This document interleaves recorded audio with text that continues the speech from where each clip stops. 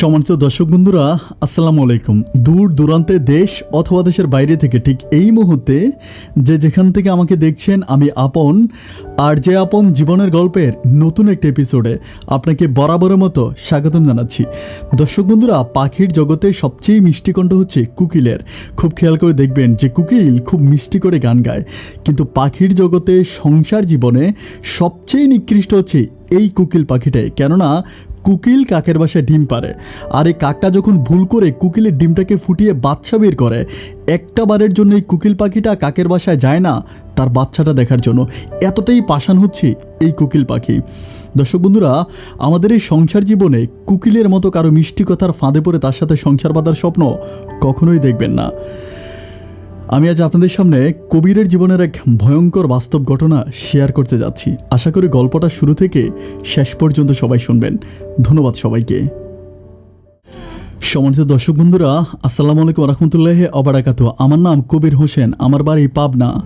দর্শক শ্রোতা, আমার জীবনের গল্পটা শুরু করার শুরুতেই আমি আপনাদেরকে আমার পরিবারের ব্যাপারে জানিয়ে রাখি। আমার পরিবারে আমি আছে, আমার বাবা আছে, মা আছে, আমার একটা ছোটো বোন সহ আমার একটা ভাবি। আমাদের পরিবারে আমার বড় ভাইও ছিল, কিন্তু আমার বড় ভাইয়া একজন সৌদি প্রবাসী। আমি যখন স্কুলে পড়ি তখন থেকে আমার ভাইয়া সৌদি আরবে থাকে, আর আমার আব্বা আমাদের এলাকার একজন প্রাইমারি স্কুলের খুবই সম্মানিত মাস্টার। এছাড়া আমার আব্বা একজন কোরআনে হাফেজও, যার জন্য আমাদের গ্রামের সবগুলো মানুষ আমাদেরকে প্রচুর পরিমাণ ভালোবাসে।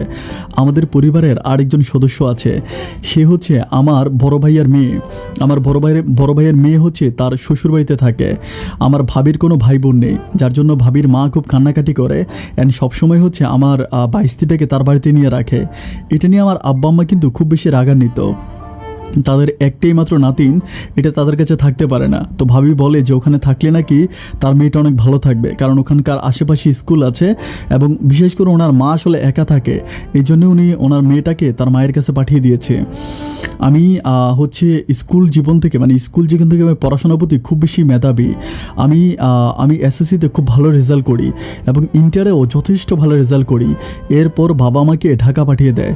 বাবা আমাকে ঢাকার একটা প্রাইভেট বিশ্ববিদ্যালয়ে ভর্তি করায়। আমি ঢাকাতে থেকে পড়াশোনা করি। আমি যথেষ্ট মেধাবী স্টুডেন্ট। আমার লাইফে কোনো প্রেম প্রীতি কিংবা ভালোবাসা এসব কোনো কিছুই নাই। আমি সবসময় একা থাকতে খুব বেশি পছন্দ করি। এটা নিয়ে আমাদের বন্ধুবান্ধব, আমার যে স্কুলের বন্ধুবান্ধব বা কলেজের বন্ধুবান্ধবগুলো আছে, তারা সবাই আমাকে নিয়ে এটা নিয়ে আমার সাথে খুব বেশি খিটামি করে। তারা সবাই আমাকে বলে যে আমরা যখন স্কুলে পড়ি তখন থেকে আমরা 2-3টা প্রেম করে ফেলছি, কিন্তু তুই বিশ্ববিদ্যালয়ে পড়িস, তোর কোনো গার্লফ্রেন্ড নাই। এটা নিয়ে তারা আমার সাথে খুবই রাগারাগি করে। তারা বলে এই ব্যাপারটা কেমন যে তোর কোনো গার্লফ্রেন্ড নাই। বাট আমার কাছে মনে হয় কি যে প্রেম প্রীতি ভালোবাসাগুলোকে আমি একটু অন্যভাবে দেখি। আমার কাছে মনে হয় যে প্রেম প্রীতি ভালোবাসা করা মানে সময় নষ্ট করা। আমার কাছে মনে হয় এটা সময় নষ্ট করা ছাড়া আর কিছুই নয়। কারণ আজকের এই সমাজে আমি দেখতে পাই যে ভালোবাসার শেষ পরিণতি বিচ্ছেদ ছাড়া আর কিছুই হয় না। দেখা যায় 100টা রিলেশন করে বাট একটা মানুষকে বিয়ে করে, আর যে মানুষটাকে বিয়ে করে তার সাথে কোনো রিলেশনই থাকে না। এই জন্য আমি আসলে প্রেম ভালোবাসার প্রতি খুব বেশি ট্রাস্টেবল না। যাই হোক, একাকিত্ব আমার জীবনটা অনেক ভালোই কাটে। আমার জীবনে তেমন কোনো দুঃখ যন্ত্রণা নেই। ভাইয়া বাবার আমাকে টাকা দেয়, সেই টাকা দিয়ে আমি ঢাকাতে পড়াশোনা করি। অ্যান্ড আমি স্টুডেন্ট হিসেবে যেহেতু যথেষ্ট মেধাবী, আর আমার ম্যাক্সিমাম সময়গুলো বইপত্র পড়াশোনা নিয়ে কেটে যায়। এরকম করতে করতে আমি একটা সময় গ্রামে আসি। বাট গ্রামে আসার পরে আমি যে গ্রামের স্কুলে পড়াশোনা করেছিলাম, আমার বন্ধুগুলো আমাকে নিয়ে খুব বেশি মজা করে। আমারে বলে যে তোর কোনো গার্লফ্রেন্ড নাই। আমার বন্ধুদের সবারই গার্লফ্রেন্ড আছে, প্রেমিকা আছে, বাট আমার কোনো গার্লফ্রেন্ড নাই। এটা নিয়ে সবাই আমার সাথে খুব বেশি খিটামি করে। এভাবে যেতে যেতে আমাদের স্কুলে একটা সময় পহেলা বৈশাখ হয়। আমার আব্বা যে স্কুলে মাস্টারি করে, প্রাইমারি স্কুল, তো ওই প্রাইমারি স্কুলে পহেলা বৈশাখটা উদযাপন করা হয়। আমাদের গ্রামে পহেলা বৈশাখটা আমরা আমার আব্বা যে স্কুলে মাস্টারি করে প্রাইমারি স্কুলে মাঠে আমরা প্রত্যেক বছর অনেক বড় করে এবং জমট করে আমরা পহেলা বৈশাখটা উদযাপন করি। পয়লা বৈশাখের দিন আমি যেখানেই থাকি না কেন আমি আমার গ্রামে চলে আসি, কারণ পয়লা বৈশাখটা আমার খুবই ভালো লাগে। অ্যান্ড পয়লা বৈশাখের সময় আমরা গ্রামের সবগুলো মানুষ মিলে আমরা আমাদের স্কুলের মাঠে পিকনিক করি, খাওয়া দাওয়া করি এবং আমরা বিভিন্ন রকমের খেলার আয়োজন করি। এবং খেলায় যারা প্রথম সেকেন্ড এবং দ্বিতীয় হয় প্রথম সেকেন্ড এবং তৃতীয় হয় তাদেরকে আমরা পুরস্কৃত করি এবং আমরা অনেক সুন্দর করে একটা সাংস্কৃতিক অনুষ্ঠানেরও আয়োজন করি। এভাবে যেতে যেতে সেদিন পয়লা বৈশাখের দিন আমি স্কুলের মাঠে গেলাম। আমার বন্ধু বান্ধব তো সবাই আসলো, সবাই প্রচুর পরিমাণ মজা করতেছে। তো আমার বন্ধুরা আমার বলতেছে যে গ্রামে এত মেয়ে থাকতে তোর কি একটা মেয়েকেও পছন্দ হয় না, তুই কোনো একটা মেয়ের সাথে রিলেশন কর। আমি বলি যে ভাই আমার আসলে এই প্রেম ভালোবাসারগুলোর প্রতি আমার এলার্জি আছে, এটা আমার ভালো লাগে না।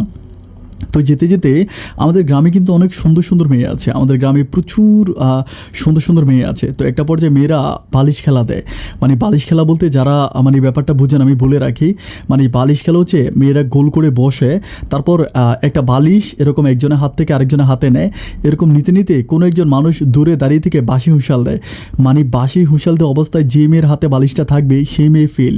এভাবে একজন একজন করে বাদ দিয়ে বালিশ খেলাটা খুব সুন্দর হচ্ছিল।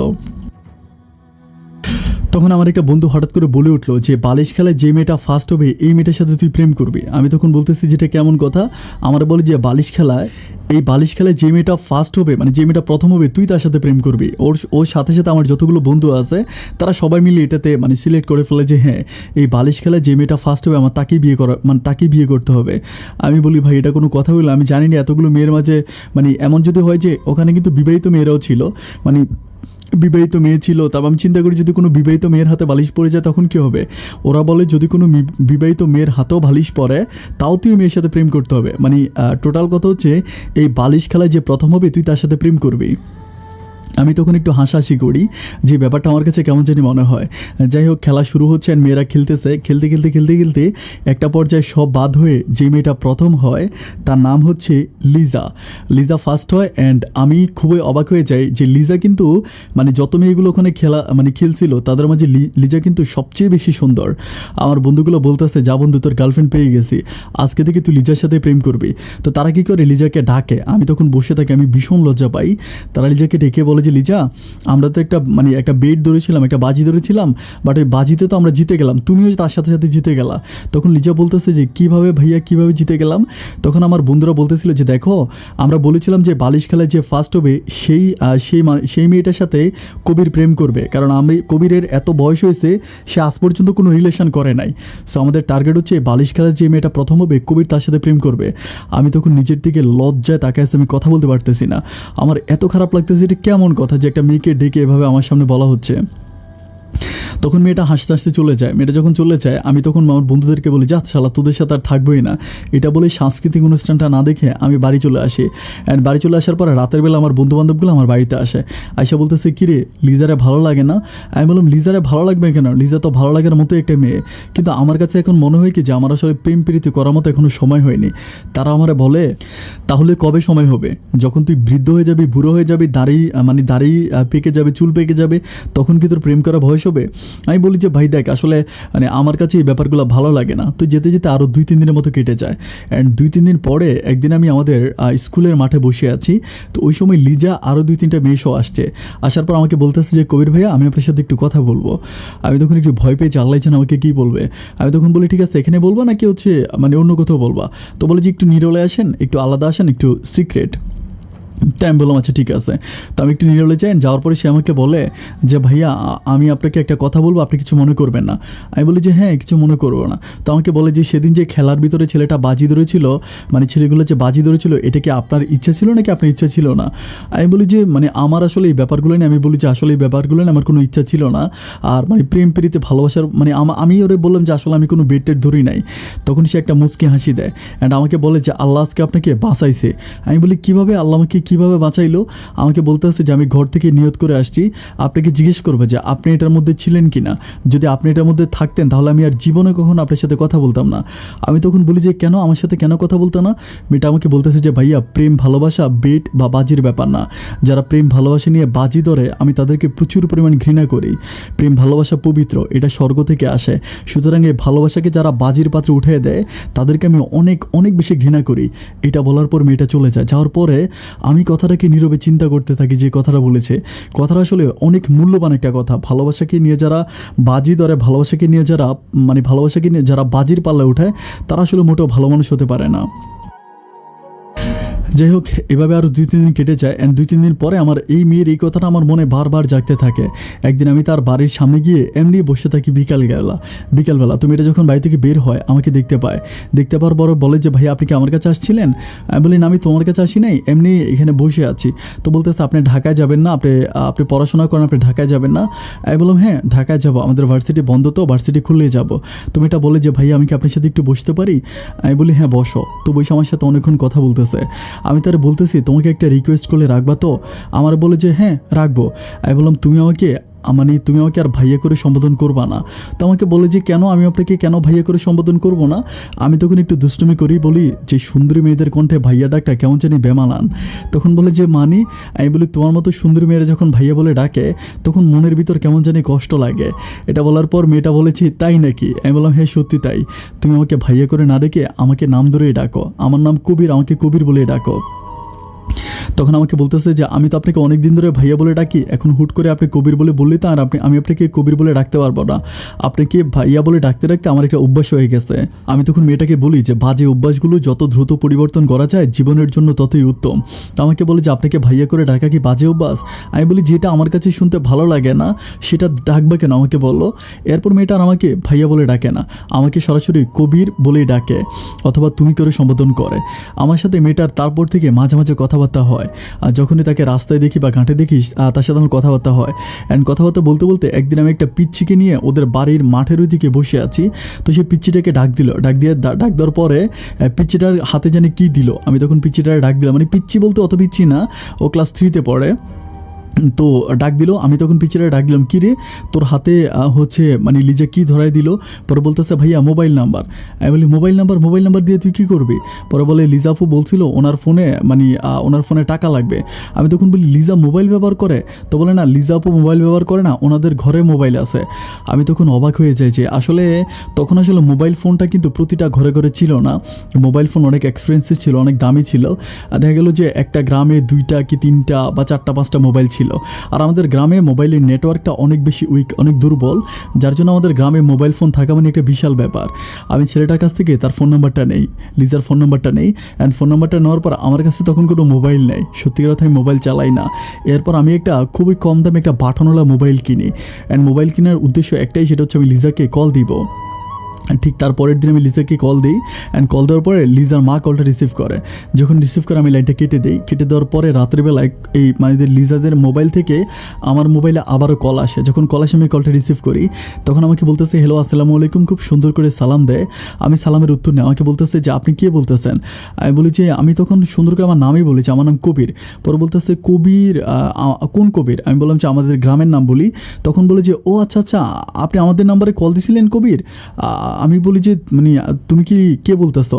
পরে বলে যে আমি লিজা। আমি বলি ও আচ্ছা লিজা, কী খবর, ভালো আছো? বলে হ্যাঁ ভালো আছি। আপনি কি আমাদের নাম্বারে কল দিয়েছিলেন? আমি বলি যে তোমাদের নাম্বারে কল দিয়েছিলাম কিন্তু তুমি তো রিসিভ করলা না, তোমার মা রিসিভ করেছিল এই জন্য কেটে দিয়েছিলাম।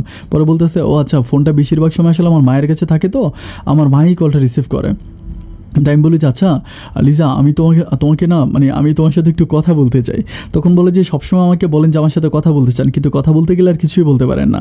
আমি তখন বলি যে প্লিজ তুমি কিছু মনে করো না, আমি যদি তোমাকে একটা কথা বলি তুমি কি মানে রাগ করবা? তখন আমাকে বলে যে কী বলবেন, প্রেম ভালোবাসার কথা বলবেন? আমি বলি মানে যদি এরকম কিছু বলি, তো বলে এরকম কিছু বলার আগে আমি ফোনটা কেটে দিব। আমি বললাম যে তার মানে কি? পরে বলতে সেসব কথা শুনতে আমার ভালো লাগে না, এটা বলে সে ফোনটা কেটে দেয়। অ্যান্ড কেটে দেওয়ার পরে আরও 2-3 দিনের মতো কেটে যায়। বাট আমার মনের ভিতরে তখন একটা কষ্ট জাগতে থাকে যে আমি আমার ভালোবাসার কথাটা তারা বলতে পারলাম না। এইভাবে আরও 2-3 দিন কাটার পরে একদিন আমি আমাদের মাঠের ভিতরে তাকে পাই। অ্যান্ড পাওয়ার পরে তখন আমি একটু চেঞ্জ হয়ে যাই। আমার কাছে মনে হয় যে মেয়েটা যেহেতু বলছে যে ভালোবাসার কথা বলে সে খেপে যাবে, আর এমনিতে আমি ভালোবাসার প্রতি আসলে বিশ্বাস তো না। আমি চিন্তা করি প্রেম ভালোবাসা মানেই ধোকামি। আর তারপরে যখন মেয়েটাকে দেখে ভালো লাগছিল, আমি চাচ্ছিলাম তাকে ভালোবাসার কথা বলার জন্য। যখন সে একটু কাইট নিয়ে গেল, তারপর থেকে আমার আর ওটা নিয়ে মানে কোনো রকম ইন্টারেস্ট নাই। যাই হোক, এভাবে দিনের পর দিনগুলো কাটতেছে। অ্যান্ড একটা পর্যায়ে আমাদের গ্রামেরই একটা ছেলে আছে যার নাম হচ্ছে রবিন একদিন আমার বলতেছে যে ভাই একটা কথা বলবো? আমি বললাম যে হ্যাঁ বলো। তো পরে বলতেছে ভাই আজকে না রবিন কিন্তু আবার বেশি হচ্ছে লিজাদের বাড়িতে আসে। তো বলে আজকে লিজাদের বাড়িতে গেছিলাম, লিজাদের বাড়িতে হচ্ছে লিজার সাথে খেলছিলাম। আমি বলি কী খেলছিলাম? ওরা আবার ওই যে মানে সিমের বিচি দিয়ে এক ধরনের গ্রামের ভিতরে খেলা হয়, সরি সিমের বিচি না, খেজুরের বিচি, মানে খেজুরের বিচিতে আমাদের গ্রামের বাসাটাকে 6 কুট্টা বা হচ্ছে 12 কুট্টা এরকম বলে। তো এগুলো খেলছিল। তো খেলার সময় আমাকে বলতেছে যে ভাই একটা ব্যাপার দেখে আমার কাছে খুব অবাক লাগতেছে। আমি বলি কী দেখছিলাম? পরে বলে যে লিজা আপুর হাতের মধ্যে দেখলাম একটা ছেলের নাম লেখা। আমি বললাম কার নাম লেখা দেখছো? পরে বলে ভাই আপনার নাম। আমি বলি কী বলো আমার নাম? বলে হ্যাঁ ভাই, লিজা আপু দেখলাম যে মানে মেহেদি দিয়ে খুব সুন্দর করে আপনার নামটা লিখে রাখছে, একদম খুব সুন্দর করে কবির লিখছে। আমি বলি ভাই কী বলো? বলে হ্যাঁ সত্যি লিখছে। আমি বলি আচ্ছা ঠিক আছে। তো এরপরের দিন আমি লিজাকে ডাকি, লিজার বাড়ির সামনে গিয়ে ডাকি, ডাকার পরও বেরিয়ে আসে। তখন লাইক হচ্ছে সকালের দিকে ছিল, প্রায় 11টার দিকে। তোদের বাড়ির সামনে হচ্ছে একটা বসার মতো জায়গা আছে, একটা টুল আছে, ওই টুলের মধ্যে আমি বসি। বসার পর আমি লিজাকে বলি যে লিজা একটু বসো, তোমার সাথে আমার কথা আছে। তো বলে হ্যাঁ বলেন। আমি বললাম যে আমি কি তোমার হাতটা একটু দেখতে পারি? বলে যে হাত দেখে কী করবেন? আমি বলি মানে আমার তোমার হাতটা খুব দেখতে ইচ্ছে করতেছে। তো আমাকে হাতটা দেখায়, দেখানোর পর আমি দেখলাম যে ওখানে কবির লেখা। আমি তখন বললাম যে এইটা কী লিখছে? পরে বলে আমি লিখছি। আমি বলি এটা কেন লিখছো? তো বলে জানি না। আমি বললাম আরে জানি না কি, এটা কেন লিখছো বলো। সে কোনো কথা না বলে ওখান থেকে উঠে চলে যায়। তখন আমি চিন্তা করতে থাকি যে মেয়েটা হয়তো আমাকে ভালোবাসে, যদি আমাকে ভালোই না বাসবে তাহলে তার হাতের ভিতরে কবির লেখাটা সে কেন লিখলো? তখন আমার মনের ভিতরে ভয় কাজ করে, কারণ আমি ভালোবাসার কথা বলতে গেলে যদি একবার কোনোভাবে আমি যদি একবার ভালোবাসার কথা বলি ফিরে আসি, বা মেয়েটা যদি আমাকে অ্যাকসেপ্ট না করে, আমার কাছে মনে হয় যে আমি এত পরিমাণ কষ্ট পাবো আমি ভুলেও যেতে পারবো না। এই জন্য আমি নিজে ইচ্ছা করে তাকে ভালোবাসার কথা বলতে চাই না। এভাবে আরও কয়েকদিন কাটার পরে একদিন সে আমাকে নিজেই বলে যে আচ্ছা আপনি কি একটা ব্যাপার বুঝেন না কবির? কবির আমাকে তখন ভাইয়া বলে ডাকে। আমি বলি যে বারবার বলে আমাকে ভাইয়া বলে ডাকবা না, তুমি আমাকে প্লিজ তুমি করে ডাকো। তো বলো আচ্ছা তুমি কি একটা ব্যাপার বুঝো না? আমি বলি কী ব্যাপার বুঝবো? তো বলতেছে যে মেয়েদের মুখ ফাটে তো মানে মেয়েদের বুক ফাটে তো মুখ ফাটে না, এটা কি তুমি জানো না? আমি বলি মানে মেয়েদের বুক ফাটে তো মুখ ফাটে না, আমি ব্যাপারটা বুঝছি না। তো বলে মেয়েরা কিন্তু ইশারা ইঙ্গিতে অনেক কিছু বুঝায়, এটা কিন্তু বুঝে নিতে হয়। আমি বললাম মানে ইশারা ইঙ্গিতে তুমি কী বোঝাচ্ছ? আমাকে বলেছে আমি হাতের মধ্যে তোমার নাম লিখেছি, তার মানে তুমি বুঝো না? আমি বলি হ্যাঁ তুমি তো হাতের মধ্যে আমার নাম লিখেছো, কিন্তু আমি তো এটার কোনো মানে খুঁজে পাইনি, এটা কেন লিখেছো? পরে বলে যে যে কে লেখে তুমি কি এটা জানো না? আমি বলি না আমি জানি না। পরে বলে ন্যাকামি করো? আমি বলি না ন্যাকামি করি না। ও আমাকে বলে যে তোমাকে পছন্দ করি বলে কিন্তু তোমার নামটা হাতের মধ্যে লিখেছিলাম। আমি তখন হাসতে হাসতে বলি কেন, তুমি না সেদিন বলেছিলা যে প্রেম ভালোবাসার প্রতি তোমার একটু রোগ আছে, তুমি প্রেম ভালোবাসাকে বিশ্বাস করো না? তখন হাসতে হাসতে আমাকে বলতেছে যে আপনাকে দেখার পর কিংবা আপনাকে নিয়ে চিন্তা ভাবনা করতে করতে আমার মনের ভিতর কখন জানি ভালোবাসাটা উকি মেরে বসে, আমি ঠিক বুঝতে পারি না। আমি বলি আচ্ছা ঠিক আছে ভালো। তো তখন থেকে আমাকে বলে যে আমি কিন্তু তোমার সাথে রিলেশনটা কন্টিনিউ করতে চাই। আমি তখন তারে বললাম যে মানে সে কিন্তু কখনো আমাকে তুমি করে বলে, কখনো আপনি করে বলে, কখনো ভাইয়া বলে, মানে আমাকে যতই তাকে মানে সম্বোধনটা লাইনে আনার জন্য চেষ্টা করি সে আসলে লাইনে আসে না, সে এক একবার আমাকে এক একভাবে ডাকে। তো আমাকে বলে যে আমি কিন্তু তোমার সাথে আজকে রাতে কথা বলবো। আমি বললাম হ্যাঁ কল দিও। তো রাতের বেলায় সে আমাকে কল দেয়। কল দেওয়ার পর আমি তার সাথে প্রায় সারাটা রাত জেগে কথা বলি। রাত তখন আনুমানিক প্রায় 3টার মতো বাজে। আমার তখন প্রচুর ঘুম পাইছিল। আমি তারে বলি যে দেখো লিজা আমার খুব ঘুম পাইছে, আমি ঘুমায় যাবো। আমার বলতেছে ঘুমায়ও না, একটু বাড়ি থেকে বেরিয়ে আসো। আমি বললাম কেন? পরে বলতেছে আকাশে কত সুন্দর চাঁদ উঠেছে, তুমি কি দেখেছো? আমি বললাম আকাশের চাঁদ দেখার আমার কোনো দরকার নেই, আমি ঘুমায় যাবো অ্যান্ড সকালে উঠে আমি ফজরের নামাজ পড়বো। তো আমাকে বলতেছে প্লিজ একটু বাসা থেকে বেরিয়ে আসো না। আমি বললাম আর আনুমানিক রাত 3টা বাজে, তখন আমি বাসা থেকে বেরিয়ে কোথায় যাব? আমাকে বলতেছে যে আমাদের ঘরের পিছনে আসো। আমি তখন বললাম যে তোমাদের ঘরের পিছনে মানে? পরে বলতেছে আমাদের ঘরের পিছনে, ওদের ঘরের পিছনে কিন্তু একটা লাইক আমি এটাকে আসলে একটা দিঘির মতো বলবো, মানে একটা ছোট না একটা বড়ই দিঘি আছে, অ্যান্ড দিঘির পারে বসার মতো অনেকগুলো স্পেস আছে, খুব সুন্দর সুন্দর জায়গা। আমাকে বলতেছে এখানে আসো। তাই আমি বললাম যে এত রাতের বেলা এখানে এসে আমি কী করবো? ও আমাকে বলে যে তুমি আসো, আমি ঘর থেকে বেরোবো। আমি বললাম সত্যি বেরোবা? ও বলে হ্যাঁ বেরোবো। তো আমি তখন ওখানে যাওয়ার পরে সে বের হয়। আমি আসলে বলে বুঝাতে পারবো না যে মেয়েটাকে এত সুন্দর লাগতেছিল, মানে আমার কাছে মনে হয় যে আকাশে একটা চাঁদ অ্যান্ড মাটিতে একটা চাঁদ ফুটে উঠেছে। তার মুখের দিকে তাকালাম, আমার এত ভালো লাগতেছে। চাঁদের আলোটা তখন হচ্ছে মানে চাঁদের আলোটা পানির মধ্যে পড়তেছিল, তখন পানিটা চিকিমিকি করতেছিল, এত ভালো লাগতেছিল আমি বলে বোঝাতে পারবো না। আর লিজা তখন একটা সাদা ড্রেস পরে আসছিল, সাদা ড্রেসের ভিতরে পুঁতি বসানো, মানে পুঁতির মালা বসানো, যার জন্য ড্রেসটা এরকম চিকচিক করতেছে। আমার এত ভালো লাগতেছে মানে আমি বলে বোঝাতে পারবো না। আমি তখন আফসোস করে বলি যে আমি কেন আমার জীবনে রিলেশনটা আগে করলাম না, আমি আমার জীবনে কেন প্রেম ভালোবাসা আগে থেকে শুরু করলাম না। ভালোবাসার মাঝে যে এতটা সুখ আছে এটা আমি কখনোই বুঝতে পারিনি। আমি তখন তার সাথে অনেকক্ষণ ধরে কথা বলি, পুকুর পাড়ে বসে বসে কথা বলতে বলতে একটা সময় ফজরের আজান দিয়ে ফেলে। আমার কাছে মনে হয় যেন জোনাকি পোকাগুলো আমাদেরকে পাহারা দিচ্ছিল। আমরা দুজনের মাঝে হারিয়ে যাই, অন্যরকম এক রাজ্যে আমি যেন হারিয়ে যাই। আমার প্রচুর পরিমাণ ভালো লাগে তাকে। লিজাকে আসলে ভালো লাগার মতোই একটা মেয়ে, লিজার মুখের দিকে তাকালে যে কোনো কোনো মানুষ নর্মালি তার প্রেমে পড়ে যাবে। এত সুন্দর করে মেয়েটা ভালোবাসার কথা বলতে পারে বা তার মুখে তার মনে এত বেশি মায়া। যখন ফজর আজান দেয় আমি তখন বলি যে লিজা আমি উঠে যাব। আমাকে বলতেছে উঠে কোথায় যাওয়া? আমি বলি বাসায় চলে যাব। তো বলে আরেকটু বসো। আমি বললাম একটু পরে সূর্য মামা উঠে গুড মর্নিং বলবে, আর বসা হবে না। তখন আমি কী করি, উঠে আমার বাড়িতে আসি। অ্যান্ড বাড়িতে আসার পর আমি প্রায় দুপুর 12টা পর্যন্ত ঘুমাই। আমার ভাবি তো আমার উপরে প্রচুর পরিমাণ রেগে আছে যে দুপুর 12টা পর্যন্ত কোনো মানুষ ঘুমায়। আমি বলি কী করবো, আমি তো রাতের বেলায় ব্যস্ত ছিলাম। তো কোথায়, আমার ভাবি বলে কোথায় ব্যস্ত ছিলা, তুমি তো ঘুমাইছিলা। আমি তখন আমার ভাবিকে কোনো কিছু বলি না। এভাবে যেতে যেতে লিজার সাথে আমার সম্পর্কটা খুব গভীর হয়ে যায়। লিজা আমাকে যথেষ্ট বুঝে, আমিও তাকে বুঝি। আমি তখন ঢাকাতে চলে আসেন। ঢাকাতে চলে আসার পরে আমি প্রতিদিন তার সাথে ফোনে কথা বলি। তার সাথে আমার ফোনে কথাবার্তা বলা হয়। আমার কাছে মনে হয় একটা মুহূর্ত যদি আমি তার সাথে কথা না বলতে পারি, আমি আমার নিঃশ্বাস বন্ধ হয়ে মরে যাব। এমন করে কথা বলতে বলতে প্রেমটা এতটাই গভীর হয়ে যায়, আমি ঠিক বলে বুঝাতে পারবো না। অ্যান্ড কিছুদিন পরে হচ্ছে লিজার জন্মদিন হয়। ও আমাকে বলে যে আমার জন্মদিন, তুমি একটু প্লিজ আমার বাড়িতে আসো। তো জন্মদিন হয়, তখন তার জন্মদিনে আমি গ্রামে আসি। গ্রামে আসার পরে সে আমাকে বলে যে আমি আমার জন্মদিনটা একটু অন্যভাবে সেলিব্রেট করতে চাই। আমি তখন তারে বললাম যে অন্যভাবে মানে কীভাবে সেলিব্রেট করবা? আমাকে বলে যে আমার ইচ্ছা আমার জন্মদিনটা আমি ঠিক রাত 12টা বাজে সেলিব্রেট করবো। অ্যান্ড ওই রাত 12টা বাজে শুধু তুমি আর আমি থাকবো একটা ঘরের ভিতরে। আমি তখন তারে বলি যে তুমি কি পাগল হয়ে গেছো, এটা কেমন কথা বলতেছো? এটা গ্রাম, আর এই গ্রামে এমন কোন ঘর পাবো যে ঘরের ভিতরে আমি তোমার সাথে রাত 12টা বাজে মানে জন্মদিনের অনুষ্ঠানটা করতে পারবো? তখন ও আমাকে বলে যে আমার একটা বান্ধবীর সাথে কথা বলছিলাম আমাদের পার্শ্ববর্তী গ্রামের, পরে বলে যে ওই গ্রামে আমি যাবো অ্যান্ড তুমি রাতের বেলায় আসবা, আসলে আমরা রাতের বেলায় জন্মদিন পালন করব। আমি তখন তারে বলতেছি যে কেমন কথা বলতেছো যে জন্মদিন ওখানে পালন করবা? আমাকে বলে যে হ্যাঁ আমি ওখানেই জন্মদিন পালন করবো অ্যান্ড তুমি ওই বাড়িতে যাবা। আমি বলি ওই বাড়িতে গেলে ওই মেয়ের বাবা মা কিছু বলবে না? তো আমাকে বলে যে ওর বাবা মা থাকবে না সেদিন, আমি ঘরটাকে ফাঁকা করে ম্যানেজ করে রাখবো তোমার জন্য। যেমন কথা তেমন কাজ, ইচ্ছা হোক কিংবা অনিচ্ছা হোক জোর করে হলো আমি তার ওই দিন ওর বান্ধবীর বাসায় যাই। এরপর যাওয়ার পরে আমরা রাত্রেবেলায় কেক কাটি। ওর বান্ধবী থাকে, ওর একটাই বান্ধবী থাকে আর কেউ থাকে না। ওর একটা বান্ধবী আর আমি, মানে আর আমরা 3জন মানুষে থাকি। জন্মদিন পালন করি অ্যান্ড 12টার পরে জন্মদিন পালন করতে করতে প্রায় আমরা আসলে ওভাবেই করি না। ওই মেয়ের রুমটা একটা বিল্ডিং ছিল, মানে উপরে ছাদ ছিল, ছাদ পাকে একটা বিল্ডিং ছিল। তো বিল্ডিংয়ের ভিতরে আসলে মানে দরজা জানালা পর্দা সব কিছু ট্রেনে খুব মানে একেবারে এমনভাবেই করতেছিলাম যেন আশেপাশের মানুষরা কেউ টের না পায়। আর আরেকটা ব্যাপার হচ্ছে ওর এই বান্ধবীর বাড়িটা ছিল মানে রাস্তার পাশে, আশেপাশে তেমন কোনো ঘরবাড়ি ছিল না। এরপর যাই হোক জন্মদিনটা পালন করার পরে রাত তখন আনুমানিক প্রায় 2টার মতো বেজে যায়। আমি তখন লিজাকে বলি যে লিজা আমি চলে যাই বাসায়। আমাকে বলে আজকে রাতটা থেকে যাও। আমি বলি কোথায় থাকবো? বলে কেন, যেখানে জন্মদিন করেছি সেখানে। আমি বললাম যে এটা তুমি কেমন কথা বলতেছো? আমাকে বলে না প্লিজ তুমি থেকে যাও। তোর বান্ধবীটা আমাকে বলে যে ভাইয়া কোনো প্রবলেম নেই, আমার আব্বা আম্মু কেউ আসবে না, ওরা 2 দিনের জন্য চলে গেছে, আপনি আমাদের বাড়িতে থাকতে পারেন, কোনো প্রবলেম নেই। তো তখন আমি কী করি, ওই রাতটা ওদের মানে আমিও থাকি। অ্যান্ড আমি আসলে সংকোচ না করেই আমি লিজার সাথে থাকি। অ্যান্ড লিজার সাথে থাকার পরে রাতের বেলায় আমার সাথে রিজার শারীরিক সম্পর্ক হয় অ্যান্ড সকালবেলা আমি প্রচণ্ড রকমের মানে আমি খুব ব্যাডলেট ফিল করতে থাকি।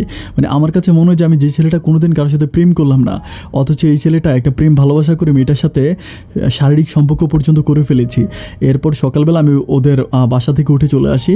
বাসা আসার পরে আমার কাছে মানে তখন মনে হয় যে আমার রিলেশনটা আরও বেশি গভীর হয়ে গেছে। আমি তখন তার প্রতি আরও বেশি ঝুঁকে গেলাম। এভাবে যেতে যেতে প্রায় আমাদের সম্পর্কটা আরও 2 বছর মতো কাটে।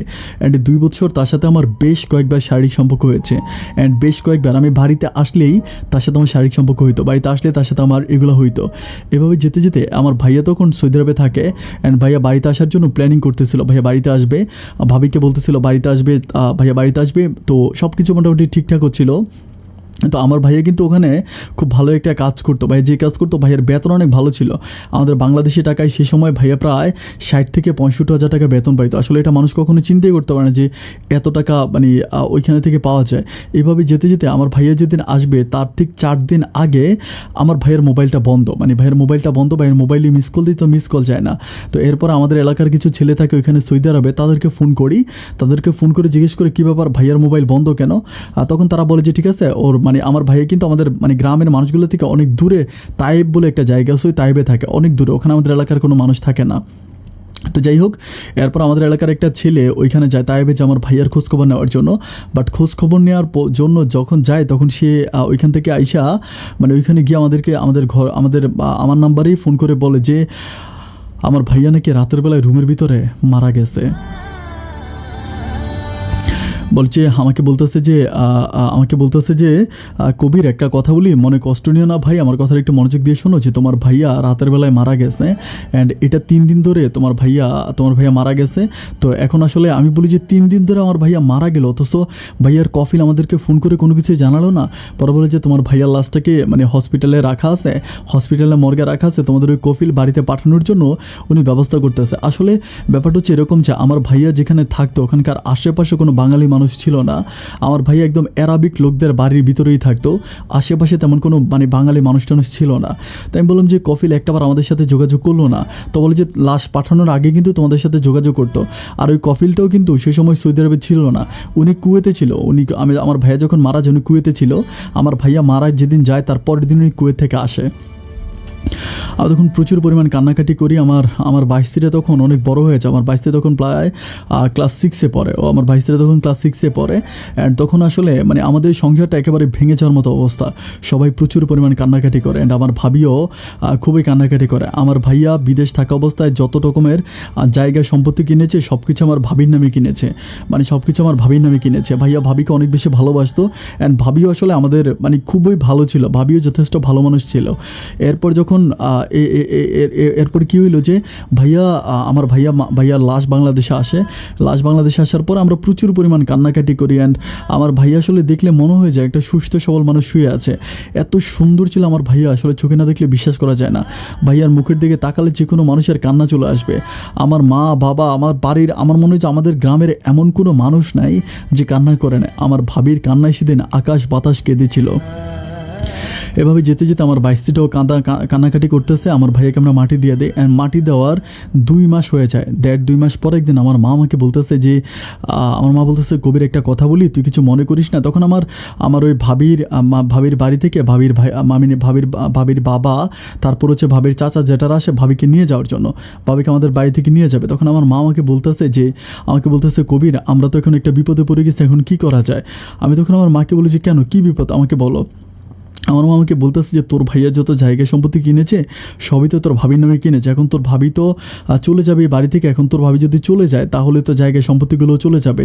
আমি বলি তাহলে তোমরা ভাবিরে বলো জায়গা সম্পত্তিগুলো ফিরে দেওয়ার জন্য, কারণ এগুলো তো আমার ভাইয়া টাকার কি না।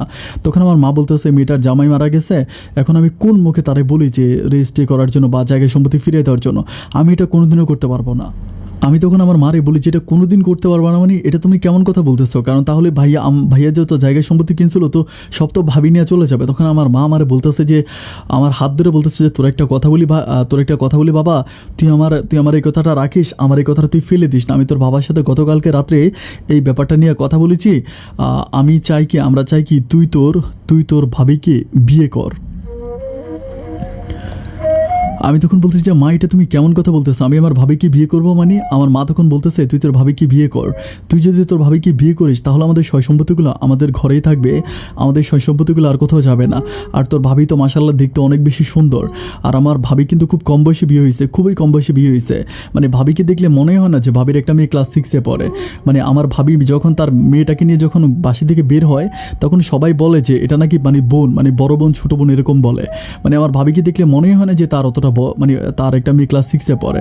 তখন আমার মা যখন আমাকে এই কথাটা বলে আমি বলি মা এটা তুমি কেমন কথা বলতেছো। আমার মা বলতেছে এছাড়া আমাদের কাছে দ্বিতীয় কোনো রাস্তা খোলা নাই, তুই এটাই কর, তুই তোর ভাবিকে বিয়ে কর। আমি বলতেছি মা আমি এটা কোনো দিনও করতে পারবো না। আমার মা আমারে বলে যে না তুই তোর ভাবিকে বিয়ে করতে হবে, কারণ এছাড়া দ্বিতীয় কোনো রাস্তা নাই। তোর ভাবি যদি আমাদের বাড়ি থেকে চলে যায় তাহলে আমাদের জায়গা সম্পত্তি সব কিছু আমরা হাতছাড়া করে ফেলবো। আমার বাবা তখন আমাকে প্রচুর পরিমাণ বোঝায় যে দেখ কবির আমি তোকে পড়াশোনা করাই। তখন কিন্তু আমি পড়াশোনা করতেছি, আমি তো ফাইনাল ইয়ারে আসি, আমি অনার্স ফাইনাল ইয়ারে আসি। তখন আমি আমার মাকে বলতেছি যে মা আমি অনার্সে পড়তেছি, আমার কত স্বপ্ন।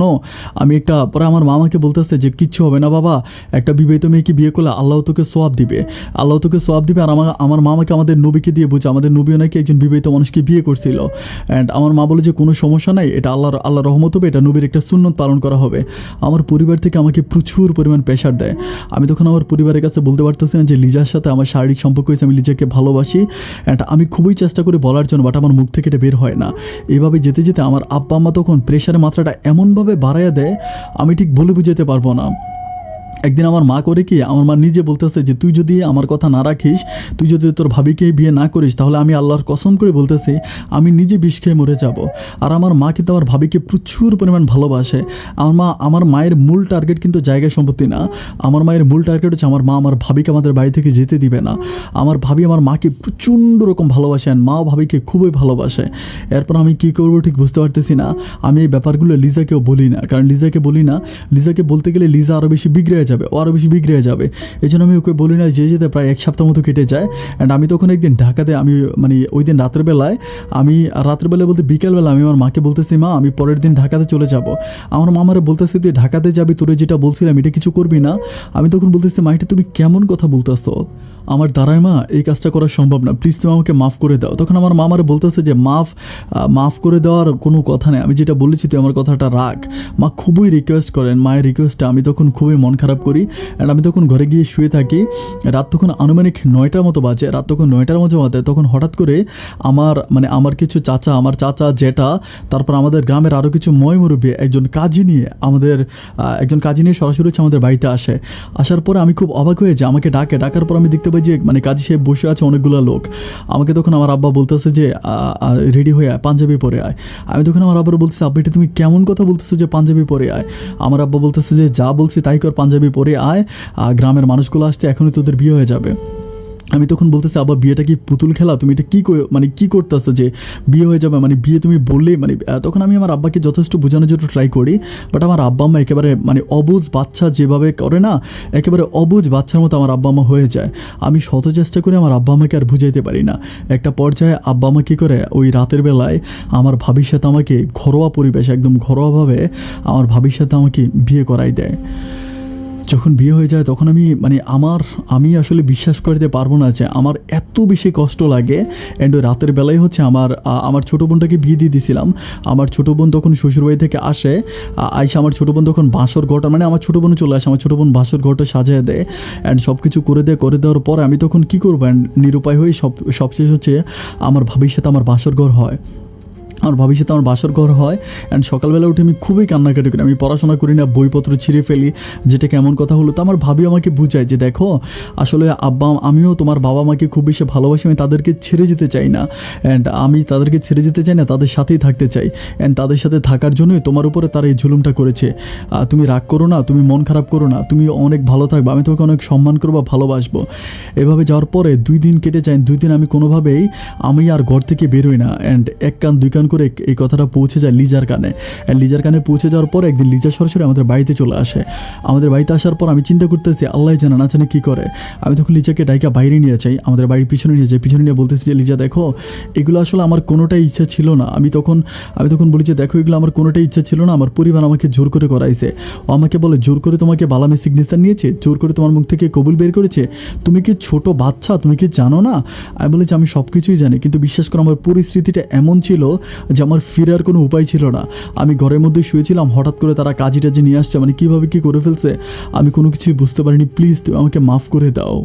তখনও আমাকে বলতেছে মাফ করে দিব আমি বললাম যে মাফ করে দিবা মাফ করে দাও।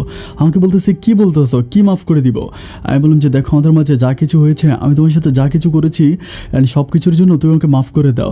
তখন আমার দিকে তাকে একটা অট্টহাসি দিয়ে বলতেছে আমি না হয় তোমাকে মাফ করে দিলাম, কিন্তু আমার পেটে যে তোমার সন্তান আছে এইটার কী করবা?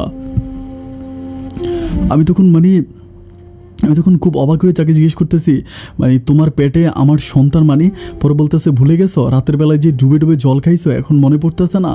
রাতের বেলায় যে আমার সাথে আকাম করে আমার পেটে বাচ্চা দিছো, এটা ভুলে গেছো? অ্যান্ড আমি গত বছরে একটা বাচ্চা নষ্ট করছি, এটাও কিন্তু তোমাকে বলি নাই, তুমি মনে কষ্ট পাওয়া বলে। অ্যান্ড এটা আমার সেকেন্ড বাবু, আমি আমার এই বাবুটা নষ্ট করতে পারবো না।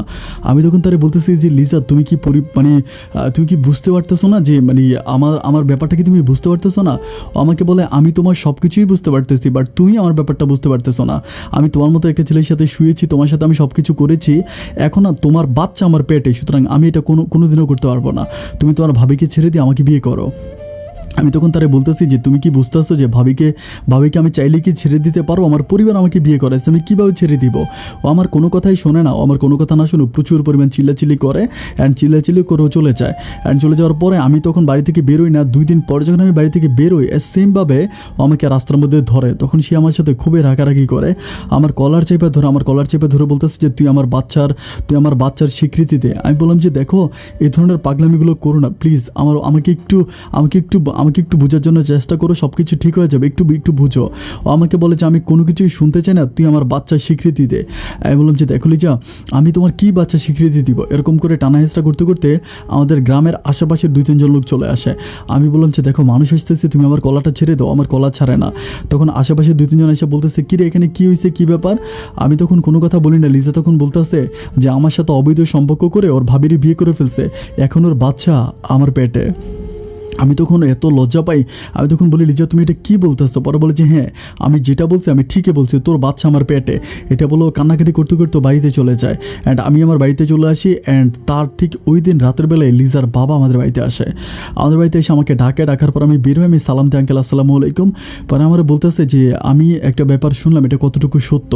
আমাকে জিজ্ঞেস করে লিজার ব্যাপারে, আমার সম্পর্কের ব্যাপারে, লিজার পেটে আমার বাচ্চা।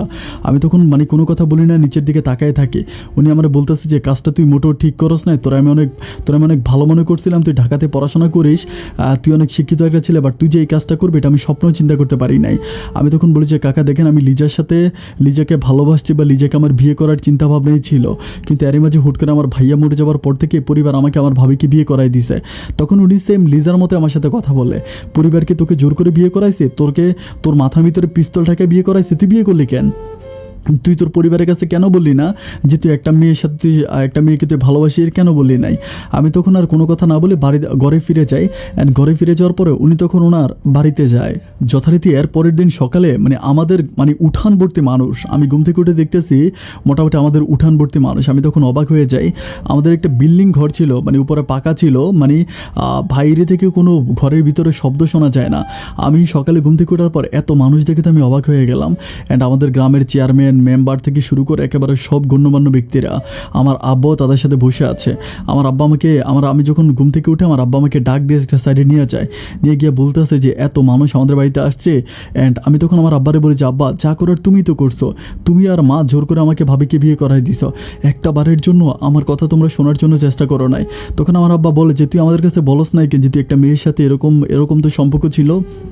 আমি তখন আমার আব্বারে বলেছি আব্বা, বলার তো একটা সেকেন্ড আমি সময় পাইলাম না, আমি বলার জন্য কোনো সময় পাইলাম না, তো আমি সময় তো পাইলাম না, তোমরা তো আমাকে সময় দিলা না, তোমরা তো একরকম আমাকে জোর করে বিয়ে করাই দিলা, রাতের বেলায় 8টার ভিতরে কাজী ডেকে গ্রামের মানুষ ডেকে তুমি আমার বিয়ে করাই দিলা। আমার আব্বা তখন আমার বলতেছে যে যা এখন কি করবো? আমি বলে কি করবা তোমরা ভালো জানো, আমি জানি না। এটা বলে আমি ঘরের দরজা লাগিয়ে বসে থাকি। অ্যান্ড আমি জানালে একটু ফাঁক করে আমি বাইরের কথাগুলো শুনতে পাই যে লিজা সবার কাছে কান্নাকাটি করে বলতেছে যে ওর সাথে আমার শারীরিক সম্পর্ক হয়েছে, আমি ওকে বিয়ের প্রলোভন দেখিয়ে আমি ওকে বিয়ের কথা বলে ওর সাথে দৈহিক সম্পর্ক করেছি এবং আমার বাচ্চা ওর পেটে। এটা নিয়ে খুবই কান্নাকাটি করার পরে আমার ভাবি তখন আমার এসে দরজা নক করে বলতেছে যে দরজা খোলো, নাম বলে। আমার ভাবির নাম ছিল হচ্ছে হেনা। আমাকে বলতেছে, আমি হেনা বলতেছি, দরজা খোলো। তখন আমি দরজা খুলি, খোলার পরে উনি ভিতরে এসে দরজা লাগিয়ে বলতেছে যে তোমার লাইফে যে এত বড় একটা ঘটনা আছে, তুমি তো আমাকে কোনোদিন ওই কথাটা বলো নাই। আমি বলি ভাবি, আমি তখনও তাকে ভাবি বলে ডাকছে, ভাবি এটা বলার মতো কোনো সময় বা সুযোগ তো আমি পাই নাই। পরে আমাকে বলতেছে যে আর ভাবি বলো না, হেনা বলে ডাকো। আমি বলি হ্যাঁ না, আমি তো বলতে পারি নাই। পরে বলে আমাকে অ্যাটলিস্ট তোমার বলা দরকার ছিল, তুমি আর কাউরে বলতে না পারো, তোমার বাবাকে বলো বা মাকে না বলো, তুমি আমাকে একটা আবার বলতে পারতা যে একটা মেয়ের সাথে তোমার সম্পর্ক আছে এবং তোমার বাচ্চা তার পেটে আছে, এটা তুমি আমার কাছে কেন লুকাইলা? আমি তখন তারে বলতেছি এখন আমি কি করতে পারি, আমি তো লুকিয়ে ফেলছি, এখন আমি কি করার আছে আপনারা আমাকে বলেন। তখন আমার ভাবি আমাকে বলতেছে যে হেনা আমাকে বলতেছে যে 2টা বউ চালাইতে পারবা? আমি বলি 2টা বউ পরে বলতেছে এখন তো এই মেয়েকে তোমার বিয়ে করা লাগবে, এই মেয়েকে বিয়ে না করলে এই মেয়ে তো তোমাকে ছাড়বে না, তাকে বিয়ে করতে হবে। আমি বলি যে আমি যদি এখন এই মেয়েকে বিয়ে করি তাহলে কি তুমি পারমিশন দিবা? পরে আমার বলে পারমিশন না দিয়ে উপায় কি, এখন তোমার বাঁচাইতে হলে তো আমাকে পারমিশন দেওয়াই লাগবে। এটা বলি সে কী করে ঘর থেকে বেরো আমার আব্বা আমার সাথে কথা বলে। অ্যান্ড প্রায় 1 ঘন্টার মতো আমার আব্বা আম্মার সাথে কথা বলে, তার বাবা মায়ের সাথে কথা বলে, মানে লিজার বাবা মায়ের সাথে কথা বলে উনি ঘরোয়াভাবে এটা সিদ্ধান্ত নেয় যে আমাকে লিজাকে বিয়ে করাবে। আমি তখন আমার মা তখন আমাকে আইসা বলতেছে যা হবার তা তো হয়ে গেছে, এখন পুরনো কথা টাইনে তো কোনো লাভ নাই, এখন তুই লিজারে বিয়ে কর। আমি বললাম যে আমি তো একটা বিয়ে করছি। পরে বলে তোর বড় বউ মানে আমাদের যে বৌমা আছে, আমার বৌমা অনুমতি দিছে, আমার বৌমা গ্রামের মানুষের সামনে অনুমতি দিছে, তুই সেকেন্ড বিয়ে করতে পারিস, কোনো আপত্তি নাই। এখন এটাতে লিজা রাজি নাই। লিজার কথা হচ্ছে আমার আগে আমার বড় মানে আমার ভাবিকে আমার ডিভোর্স করতে হবে, তারপর তাকে বিয়ে করতে হবে, এছাড়া সে আমাকে বিয়ে করবে না। এটা নিয়ে লিজা তার বাপের সাথে অনেক রকম মানে বাকতন্ত্রে অনেক রকম ঝগড়াঝাটি করে। একটা সময় লিজার বাবা লিজার গায়ে হাত তোলে, লিজাকে প্রচুর মারে আর বলে যে তুই একে তো মানে ওই যে এই পোলার সাথে প্রেম করছস, দ্বিতীয়ত ওই পোলার বাচ্চা পেটে নিছস, এত রকমের তুই কাহিনী করছস, আমি তোরে লালন পালন করে বড় করছি এগুলো করার জন্য। অ্যান্ড শেষ পর্যন্ত এখন তুই আবার আমরা বলি যে ছেলেকে বিয়ে করার জন্য তুই এখন বলতেছস যে ওর আগের বউ ছাড়তে হবে, ওই ছেলের সাথে প্রেম করার সময় তোর এগুলো মনে ছিল না, ওই ছেলের সাথে শোয়ার আগে তোর এগুলো মনে ছিল না। এটা বলে লিজাকে প্রচুর পরিমাণ মারে। অ্যান্ড মারার একটা পর্যায়ে লিজা তখন রাজি হয়ে যায় আমাকে বিয়ে করার জন্য। ওই দিন বিকেলবেলায় হচ্ছে পারিবারিকভাবে আমার আবারও সেকেন্ড বিয়ে হয়।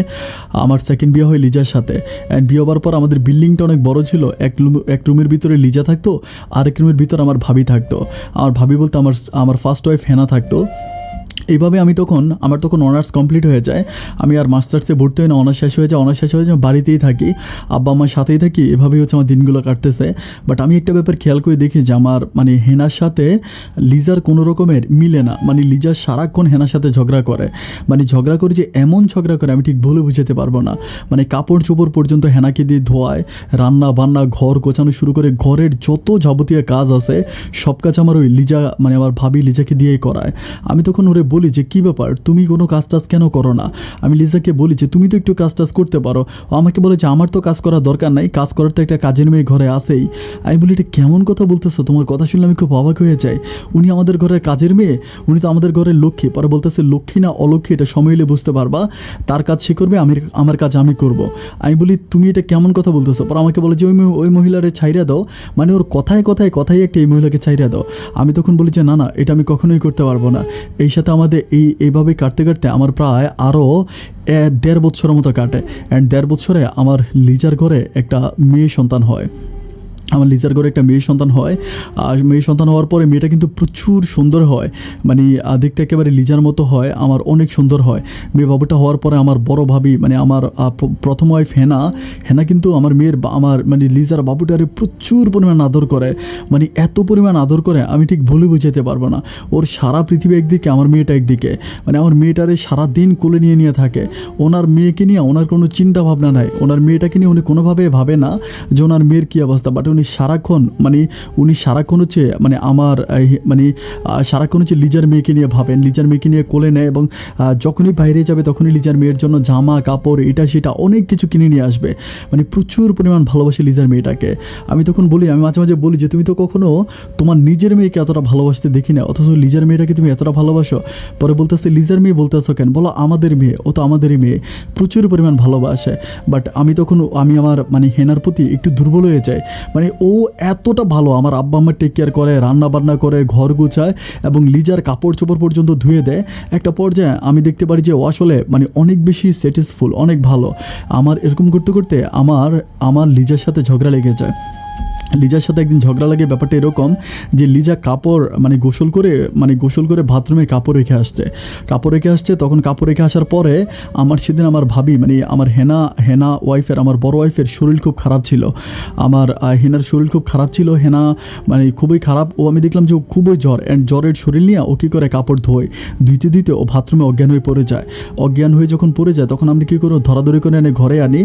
ঘরে আনার পর ডাক্তার বলতেছে যে ওর অবস্থা এত খারাপ, ও কেন কাপড় ধুইতে গেছে, ও তো এখন পানি ধরাই ঠিক না। আমি তখন রুমে গিয়ে আমি তখন হচ্ছে লিজাকে জিজ্ঞেস করি, কী ব্যাপার লিজা, তুমি কাপড় এভাবে কেন রেখে আসছো, তুমি কি কাপড় ধুলে কি তোমার হাতে কি ফোসকা উঠে যেত, তুমি কাপড়টা ধুলে না কেন? আমাকে বলতেছে ধুই নেই, আমার ইচ্ছা হয় নাই, ঘরে কাজের মেয়ে আছে। যখন আবার বলো ঘরে কাজের মেয়ে আছে, তখন আমার এত বেশি রাগ হয়। তখন আমি কী করি, আমাদের ঘরে শলার মোটা থাকে, শলার মোটা দিয়ে আমি তাকে ইচ্ছা মতো মারি, মানে প্রচুর মারি। এমন মারা আমার জোর পিঠে দাগ বসাই দেই। আমার মেয়েটা তখন লেত্রা, খুবই বাচ্চা। আমার মেয়েটা তখন কান্নাকাটি করতেছে, আমি ওরে মারতেছি। একটা পর্যায়ে আমার মা গিয়ে আমাকে ধরে, আমার মা আমাকে ধরে বলতেছে এগুলো কী করতেছস, তুই বউর গায়ে কেন হাত তুলতেছস? আমি বলি মা, ও তো বউ না, ও একটা জালিম মা, ও একটা দরজাল মা, ও কোনোদিন মানুষ হতে পারবে না। এটা বলার পরে আমি তখন আর তার সাথে ঘুমাই না, আমি তখন হচ্ছে হেনার সাথে ঘুমাই। এভাবে আরও 5-6 দিনের মতো কেটে যায়, 5-6 দিনের মতো কেটে যায়।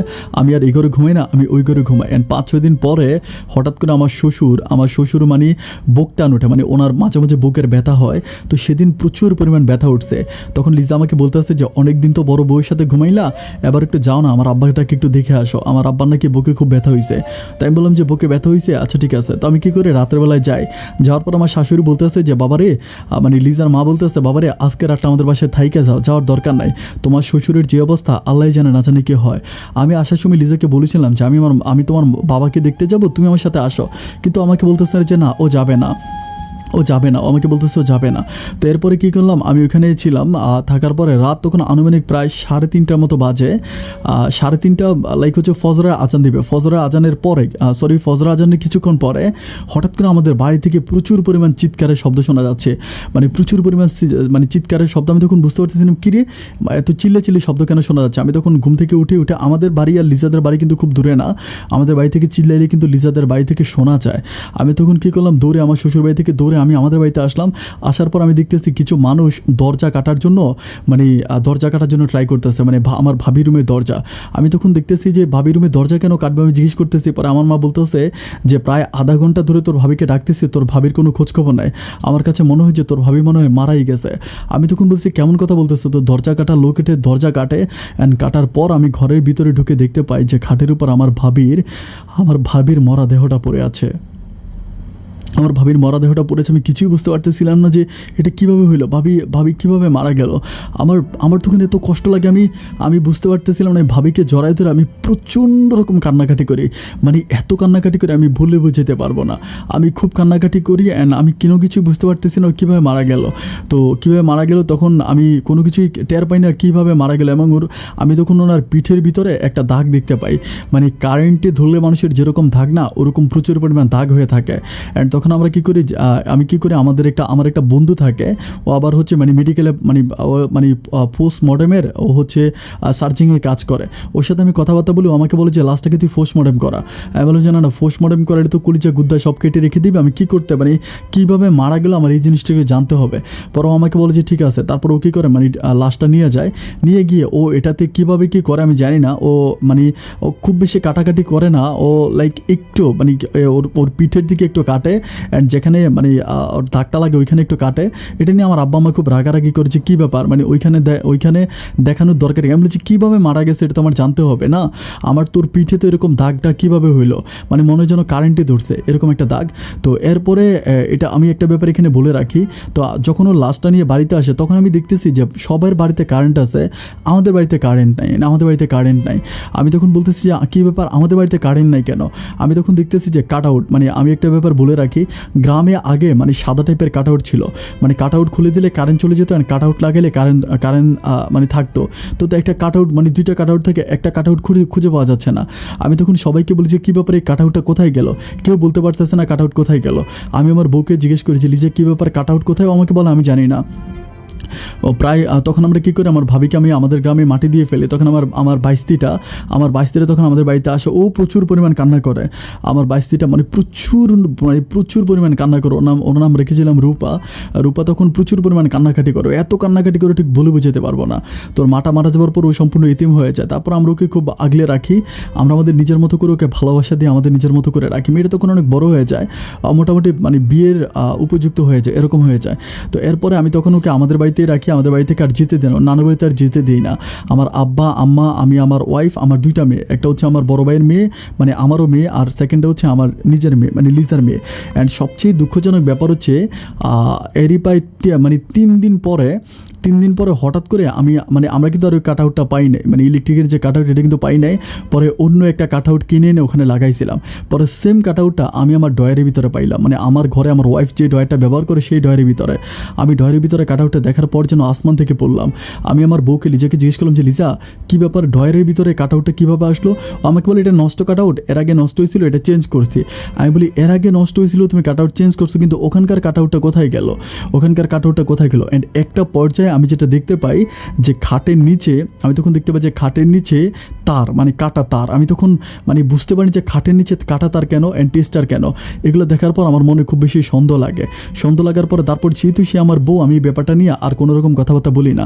আর আরেকটা ব্যাপার আমি বলতে ভুলে গেছিলাম, আমার বন্ধু কিন্তু আমার বউকে পোস্টমর্টেম করানোর পরেও আমাকে বললো যে আমার বউ নাকি কারেন্টে ধরে মারা গেছে, মানে আমার হেনা বউ সে নাকি কারেন্টে ধরে মারা গেছে। তো আমার কথা হচ্ছে কারেন্টের কোনো আমি ওই সময় ব্যাপারটা চিন্তা করি না, বাট এখন চিন্তা করতেছি যে কারেন্টের লাইনটা তো মনে হয়, মানে আমার মাথায় অনেক কিছু আমার মাথায় তখন অনেক কিছু গিলিমিলি করতে থাকে। অ্যান্ড একটা পর্যায়ে আমি একটা চাকরির জন্য ঢাকাতে কাগজপত্র জমা দিই, একটা পানি উন্নয়ন বোর্ডে চাকরির জন্য। তো আমার চাকরিটা হয়ে যায়, আমি এটা নিয়ে কথাবার্তা বলতে বলতে চাকরিটা হয়, ওখান থেকে ফোন আসে। তো তখন আমি এয়ারপোর্ট দিন আবার ঢাকাতে চলেছি। আমি এই ব্যাপারটা নিয়ে আর কথা বলি না, ঢাকাতে যাই। ঢাকাতে যাওয়ার পর আমার ওই চাকরিটা হয়ে যায়। অ্যান্ড চাকরি হওয়ার পর আমি বাড়িতে আসি, এটা এভাবেই স্কিপ করা থাকে। অ্যান্ড বাড়িতে আসার পরে আমি তখন আমার মাকে, আমার মা আর আমার বাবাকে আমি বলতেছি যে আমি যেহেতু ঢাকাতেই থাকবো, আমি ঢাকাতে একটা বাসা ভাড়া করি, তুমি আমি আর আমরা সবাই মিলে ঢাকাতে চলে যাই।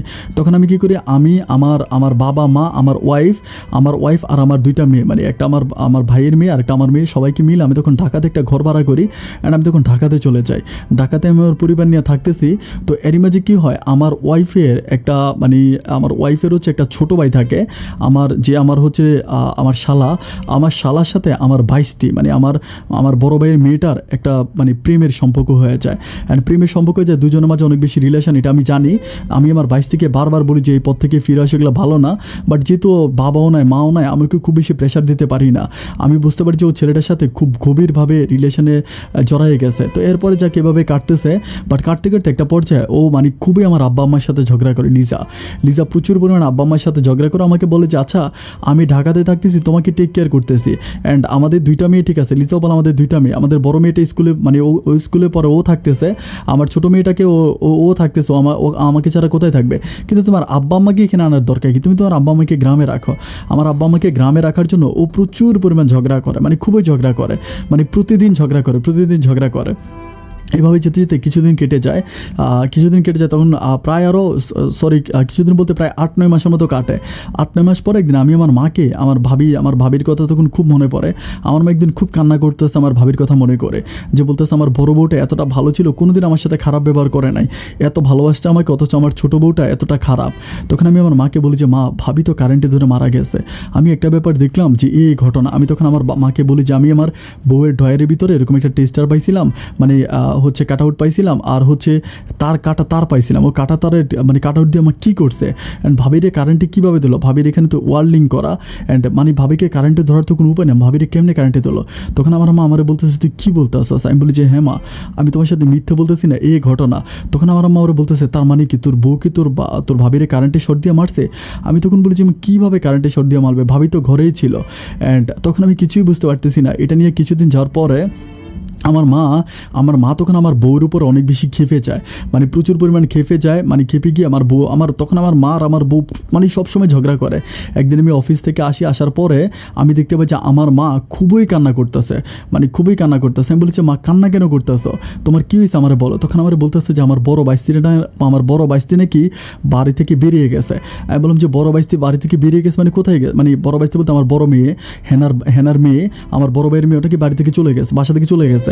আমি তখন বললাম কোথায় চলে গেছে? তো আমার মা বলতেছে যে আমার যে ওয়াইফ আছে, আমার ওয়াইফের ছোটো ভাইয়ের সাথে নাকি সে পালায়ে গেছে। আমার মা খুব কান্না করে। আমি তখন বলি যে মা এটা কীভাবে হইলো? তো ওদের কোনো খোঁজখবর পাইনি। আমি বিভিন্ন জায়গায় তাদেরকে খুঁজতে থাকি, তারা কোথায় হারিয়ে গেল, অনেক জায়গায় খুঁজি, বাট তারা যে কোথায় চলে গেছে আমি আমার ভাইস্তির আর আমার শালার কোনো খোঁজখবর পাই না। যাই হোক, এভাবে যেতে যেতে একটা পর্যায়ে হলো কি যে আমি আমার মা তখন আর আমার বউর উপরে আরও বেশি খেপেছে, মানে লিজার উপরে। আগে তো একটা মানে সমস্যা ছিলই, এখন মানে প্রথমত লিজা আমার মাকে এখান থেকে বিদায় করতে চায়, এটা নিয়ে তো মা রাগারাগি করে। সেকেন্ডলি হচ্ছে আমি মায়ের মাথায় ঢুকিয়ে দিছি যে লিজা সম্ভবত আমার বউকে মারছে, মানে হেনাকে মারছে। অ্যান্ড এখন আমার বড় বাইস্তিটা লিজার ভাইয়ের সাথে পালায়ে গেছে। মানে সব কিছু মিলে আমার লিজার উপরে খুবই বেশি ক্ষিপ্ত। তো একদিন আমি শুয়ে আছি, দুপুরবেলা, শুক্রবার ছিল, আমি দেখতে পাই প্রচুর পরিমাণ ঝগড়া লাগে। আমি তখন ঘরের দরজা খুলে বেরোয়ার পর আমি দেখতে পাই যে আমার মা মাথায় হাত দিয়ে বসে আছে, আমার মায়ের মাথা থেকে রক্ত বেরোইতে আছে। আমি তখন বলতেছি যে মা কী হয়েছে, রক্ত কেন বেরোইতেছে? আমার মা আমারে বলতেছে যে তোর বউ আমারে বাড়ি দিছে। আমি তখন ওরে যাই, ওর গায়ে আমি ধরি, তখন আমি ওরে প্রচুর পরিমাণ মারি। আমি তখন তারে মারি আর তারে বলতেছি যে তুই আমার মায়ের গায়ে হাত তুলছস, এত বড় সাহস। তখন আমারে বলতেছে যে আমি তোর ভাবিরে যেমনে খাইছি তেমনি তোর মায়েরও খামু। তোর মায়ের ভালো থাকতে, তোর মায়ের জিন্দা থাকতে এখান থেকে পাঠাই দে, গ্রামে যদি না পাঠাস তোর ভাবিরে যেমনে মারছি তোর মায়েরও আমি সেমভাবে মারবো। আমি তখন অপলক দৃষ্টি তোর মুখের দিকে তাকায় থাকি। আমি বলি লিজা তুমি এটা কী বলতেছো, আমার ভাবিরে মারতো মানে? অ্যান্ড এই কথাটা আমার মা কিন্তু পিছনে দাঁড়ায় থেকে স্পষ্ট শুনেছে। আর তখন লিজা চিল্লিয়ে বলতেছে যে হ্যাঁ আমি তোর ভাবিরেও মারছি, তোর মারেও মারবো, সময় থাকতে তুই তোর মারে গ্রামে পাঠিয়ে দে। আমি তখন বুঝতে পারতেছিলাম না যে আমি কী করবো। আমার মা বলতেছে ও আচ্ছা, তার মানে এই ঘটনা, তুই আমার বউরে মারছস। এটা বলার পর আমার মা বলতেছে আমি কালকে থানায় যাব, কালকে তোর নামে মামলা দিব, আমি কালকে গ্রামে যাব, গ্রামে গিয়ে আমি তোর নামে মামলা দিব, তুই আমার বড় বউরে মারছস। এটা নিয়ে মারা আমি যত বলছি যে মা শান্ত হওয়া দরকার নেই, বাট আমার মা কোনো কথাই শুনতে রাজি নাই। মা কী করেছে না, আমি নাকি আমার মা বলে যে না আমি তার নামে মামলা করবই করবো। অ্যান্ড যখন তার নামে মামলা করবো সে ধমক দেয়। অ্যান্ড ওই দিন বিকালবেলা আমার বউ, আমরা বনানীতে থাকি, অ্যান্ড বনানী থানায় গিয়ে আমার বউ আমার বাপের নামে উল্টা মামলা করে দেয়। আমার বাপ নাকি তাকে ধর্ষণের চেষ্টা করে। আমার বাবা 5 ওয়াক্ত নামাজ পড়ে। আমার বাবা কিন্তু তখন রিটায়ার্ড হয়ে যায়, চাকরি রিটায়ার্ড হয়ে যায়। তখনও আমাকে বলে যে মানে পুলিশের কাছে গিয়ে জবানবন্দি দিতে আমার বাপ নাকি তাকে ধর্ষণ করার জন্য চেষ্টা করেছে। অ্যান্ড এটা বলার পরে তখন আমার আব্বা ব্যাপারগুলো আমার কানে আসার পর আমি খুবই সিম্পলি আমি আমার আব্বাকে আর আমার মাকে আমি গ্রামে পাঠিয়ে দিই। গ্রামে পাঠিয়ে দেওয়ার পরে আমার বউ কিন্তু মামলাটা করে রাখে। মানে তখন মামলাটা কী করে, এইখান থেকে আমার বউ মামলাটা ট্রান্সফার করে পাবনাতে পাঠিয়ে দেয়। পাবনাতে আমাদের এখানে পাঠায়। অ্যান্ড পাবনা থেকে মামলাটা কী করে আমার পুলিশ কী করে আমার আব্বার বাড়িতে যায়। আমার আব্বার বাড়িতে গিয়ে আমার আব্বাকে মানে থানাতে ধরে নিয়ে আসে, বলে যে আপনার নামে ধর্ষণ মামলা আছে, থানাতে আনে। আমার আব্বাকে আটকায় রাখে, 2 দিন আটকায় রাখার পর আমি তখন ঢাকাতে থাকি। আমি ঢাকা থেকে পাবনা যাওয়ার পর আমি আমার আব্বাকে মানে থানা থেকে বের করি। তখন আমাদের গ্রামের সবগুলা মানুষের মুখে এটা প্রচার হয়ে যায় যে আমার আব্বা আমার ওয়াইফকে দর্শন করার চেষ্টা করছে। তো গ্রামের সবগুলো মানুষ কথাটা মোটামুটি বিশ্বাসও করে। একটা পর্যায়ে আমি কাউকে বিশ্বাস করতে পারি না যে আমার আব্বা আসলেই নির্দোষ ছিল, কিন্তু সবাই আমার আব্বাকে দোষারোপ করতে থাকে। আমার আব্বা মসজিদে নামাজ পড়তে গেলে আমার আব্বার সাথে কেউ নামাজ পড়তে দাঁড়ায় না, আমার আব্বার সাথে কেউ ভালো করে কথা বলে না। আমার আব্বা চায়ের দোকানে ঢুকলে আমার মানে সবাই চায়ের দোকান থেকে বেরিয়ে যায়। আমার আব্বা যে রাস্তা দিয়ে হাঁটে সেই রাস্তা দিয়ে অন্য কোনো মানুষ হাঁটে না। আব্বা মনে প্রচণ্ড রকম কষ্ট পায়। কষ্ট পেয়ে আমার আব্বা একদিন আমাদের বাড়ি থেকে নিরুদ্দেশ হয়ে যায়। বলতে একদিন সকালবেলা আমার মামাকে ফোন করে বলতেছে বাবারে তোর বউর কলিজা ঠান্ডা হোক, তোর বাপ চলে গেছে। আমি বলি কী হয়েছে মা, কান্নাকাটি করি। তখন আমার মা বলতেছে কালকে রাতে কোথায় যেন চলে গেছে, খোঁজ খবর নাই। অ্যান্ড যেতে প্রায় আরও 6 মাসের মতো কেটে যায়, আমি আমার আব্বার কোনো খোঁজ খবর পাই না। এর মাঝে আমার যে বাইস্তিটা আছে, আমার বাইস্তিটা তখন আমার শ্বশুরবাড়িতে উঠে এবং আমার ওই শালা তাকে নিয়ে সংসার করতেছে, ভালো আছে। এভাবে যেতে আমি তখন চিন্তা করতেছি যে আমি তখন কোনো কিছুই বুঝতে পারতেছিলাম না যে আমি কোনভাবে কী করব। অ্যান্ড কিছুদিন যাওয়ার পরে একদিন আমি একটা ব্যাপার আমার ঘরের ভিতরে খেয়াল করি বলতে কি যে আমার বউ ঘরের ভিতরে একটা পুতুলের ভিতরে মানে একটা আমার আচ্ছা এর মাঝে কিন্তু আমার মা অসুস্থ হয়ে যায়। আমার আব্বা হারিয়ে যাওয়ার পরে মা খুবই অসুস্থ হয়ে যায়, মায়ের মুখ থেকে রক্ত বেরোয়, মা মানে প্রচুর পরিমাণে অসুস্থ হয়ে যায়। অ্যান্ড একদিন আমি দেখতেছি যে আমার বউ আমার ঘরের ডয়ের ভিতরে একটা পুতুলের ভিতরে মানে সুই ঢুকে রাখছে, মানে পুতুলের সুই ঢুকে রাখছে। আমি তখন বুঝতে পারতেছি না যে পুতুলের ভিতরে কেন সুই ঢুকানো। আমি তার পুতুলটা হাতে নিয়ে বলি যেটা কি মানে সুই কেন ঢুকাচ্ছ। অ্যান্ড বলে যে মানে আমাকে কিছু বলে না। আর এর মাঝে মায়ের অবস্থা এতটাই খারাপ হয়ে যায় বলে বুঝাতে পারবো না। আমি মাকে বিভিন্ন ডাক্তারের কাছে নিয়ে যাই, কবিরাজের কাছে নিয়ে যাই, বাট কোনো কাজ হয় না। অ্যান্ড আমরা সর্বশেষ হচ্ছে আমার একটা খালা থাকে, আমার খালা আমার মাকে নিয়ে একটা কবিরাজের কাছে যাওয়ার পরে আমার খালা আমাকে ফোন করে বলে যে কবিরাজ নাকি বলছে আমার বউ নাকি আমার মায়ের জন্য ব্ল্যাক ম্যাজিক মানে কালো জাদু করছে, আমার বউকে মারার চেষ্টা মানে আমার বউ নাকি আমার মায়ের নামে কালো জাদু করে আমার মাকে মারার চেষ্টা করতেছে। অ্যান্ড কথাটা আমার বিশ্বাসের কারণে আমি আমার বউয়ের ঘরের ভিতরে কালো জাদু করার মতো যেরকম যে জিনিসপত্রগুলো ওইগুলো আমি সব কিছু দেখছি। দেখার পরে আমি আমার বউকে বলি যে তুমি এই কাজগুলো করো। ও বলে না আমি এগুলো করি না। তখন আমি বলি যে ঠিক আছে তুমি কোরআন শরীফ মাথায় নিয়ে বলো। কোরআনটা তখন ওর হাতে দিই, তখন ও আর কোরআন ধরে না। আমি বলি তুমি আমার মেয়েটার মাথায় হাত দিয়ে বলো, তখন মেয়ের মাথায় হাত দেয় না। আমি তখন বুঝতে পারি যে ও আমার মাকে ব্ল্যাক ম্যাজিক করে মেরে ফেলতে চায়। আমি তখন ওই ঘর থেকে যে জিনিসপত্রগুলো আছে মানে এগুলো সব কিছু ফালাই দিই। অ্যান্ড ফালাই দিয়ে ওর মোবাইল একদিন চেক করে আমি দেখতে পাই পাই যে হ্যাঁ ও কী করে একটা মানে নোয়াখালীর একটা কবিরাজের সাথে কন্ট্রাক্ট করে আমার মাকে তাবিজ করে মারার জন্য। আমি তখন চিন্তা করি যে দুষ্ট গরুর চেয়ে শূন্য গোয়াল অনেক ভালো। আজকে সে আমার ভাবিরে মারছে, সে আমার মাকেও মারবে। তুই আমার আব্বাও নিরুদ্দেশ হয়ে গেছে। আব্বা কি মরে গেছে না বেঁচে আছে আব্বারও কোনো খোঁজ খবর পাই না। আজ আমার সংসারটা সম্পূর্ণ মরার পথে। আমি তখন কী করে তার সাথে রাগারাগি করে আমি একটা সময় তাকে ডিভোর্স মানে আমি তাকে তালাক করে দেই। তালাক করে আমি তাকে ছেড়ে দিই। আমি তখন আমার মায়ের সাথে থাকি। আমার মায়ের অবস্থা এতটাই খারাপ হয়ে যায় যে একটা পর্যায়ে আমার আম্মা মারা যায়। আমার আম্মা মারা যাওয়ার 6 দিন পরে আমার আব্বা কোত্থেকে জানি ফিরে আসে। আব্বা ফিরে আসার পর আব্বাকে আমি বাড়িতে আনি। অ্যান্ড আব্বা মায়ের কবরে গিয়ে প্রচুর পরিমাণ কান্নাকাটি করে। অ্যান্ড আব্বা আমাকে জড়াই ধরে বলে যে আজকে তোর এই আমাদের এই সংসারটার এই অবস্থার জন্য শুধুমাত্র আমি দায়ী। আমি যদি সেদিন তোকে বড় বৌমাকে বিয়ে না করাইতাম তাহলে কিন্তু এই বিপদটা হতো না। আমি জোর করে বড় বৌমাকে তোকে বিয়ে করাই দিলাম, আর এরই মাঝে তুই এই ধরনের ঘটনাগুলো ঘটে গেল। আব্বা খুবই কান্নাকাটি করে। আমি তখন বারবার আমি চিন্তা করতেছি যে যত যাই হোক তা তো হয়ে গেল, কিন্তু ওদের ঘরে তো আমার ভাইস্তিটা আছে। মানে আমি আমার ভাইস্তিকে যতভাবে বোঝাই যে তুই তোর স্বামীরে তালাক দিয়া মানে তুই স্বামীরে ডিভোর্স করে তুই চলে আয়, বাট আমার ছোটো ভাই আমার ভাইস্তিটা কোনোভাবেই আমার কোনো কথা শোনে না। কারণ একটা ব্যাপার কিন্তু এটা হয়তো আমার বউ কিন্তু খুব ভালো করে জানে যে আমার ভাবি যেহেতু মারা গেছে, আমার ভাবির সয় সম্পত্তির মালিক কিন্তু আমার মেয়ে, মানে ওনার মেয়ে মানে রূপা। এখন রূপা তো ওনার ভাইয়ের আমার ওয়াইফের ভাইয়ের বউ হিসাবে আমার শ্বশুরবাড়িতে আছে। আমি রূপাকে আনার জন্য খুবই চেষ্টা করি, খুবই কান্নাকাটি করি যে রূপা তো ওরে ছেড়ে দিয়ে চলে, বাট রূপা কোনোভাবে এই ছেলেকে ছেড়ে আসতে রাজি হয় না। আর আমার বউ যাওয়ার সময় আমার মেয়েটাকে সাথে করে নিয়ে যায়। আমি থানায় অনেকভাবে মামলা মোকদ্দমা করে আমার মেয়েটাকে আনার জন্য আমি আমার মেয়েটাকেও আনতে পারি না। আমার পরিস্থিতিটা এখন এমন এক পর্যায়ে না পারি বাঁচতে না পারি মরতে। আমি আর আব্বা খুবই কষ্ট করে বেঁচে আছি। আমি সারাক্ষণ শুধু আমার মেয়েটাকে আর আমার 2টা মেয়েকে নিয়ে আমি টেনশন করি। আমার ভাইয়ের মেয়েটাকে নিয়ে আর আমার মেয়েটাকে নিয়ে আমি টেনশন করি, কারণ ওদের কোনো ভবিষ্যৎ নাই। আমি জানি আমার মেয়েটা যদি ওই পরিবারে থাকে তাহলে আমার মেয়েটা নষ্ট হয়ে যাবে। আর সবচেয়ে বড় কথা হচ্ছে আমার বাইস্তির জীবনটাও শেষ হয়ে যাবে। ওরা হয়তো আজ আমার বাস্তিকে ভালোবাসতেছে, কাল ভালোবাসতেছে, অ্যান্ড একটা পর্যায়ে ওরা আমার বাইস্তিটাকেও মারার জন্য এক বিন্দু দ্বিধা করবে না। কারণ সে আমার মাকে মারছে, সে আমার প্রথম ওয়াইফকে মারছে। সে চাইলে আমার বাইস্তিটাকে একটা সেকেন্ডে মেরে ফেলতে পারবে। আমি থানার ভিতরে জিডি করে রাখছি, আমি জানি না যে শেষ পর্যন্ত কি হয়। আপন ভাই আপনার জীবনের গল্প বলেন, আমার শুনতে খুব ভালো লাগে। ইচ্ছে হলো মনে জাগলো যে আমার জীবনের গল্পগুলো বলি, যার জন্য আমি আপনাকে আমার জীবনের গল্পগুলো লিখে পাঠালাম। যদি সম্ভবে আমার সাথে যোগাযোগ করবেন, এটা আমার ফোন নাম্বার। আর আমার গল্পটা সম্ভব হলে প্রচার করবেন। যদি প্রচার করেন তাহলে আমি যে ভুলগুলো করেছি হয়তো অন্য কোনো ছেলে এই ভুলগুলো আর করবে না। আপন ভাই আপনি অনেক ভালো থাকবেন, আপনার জন্য আমার শুভকামনা, অ্যান্ড আসসালামু আলাইকুম।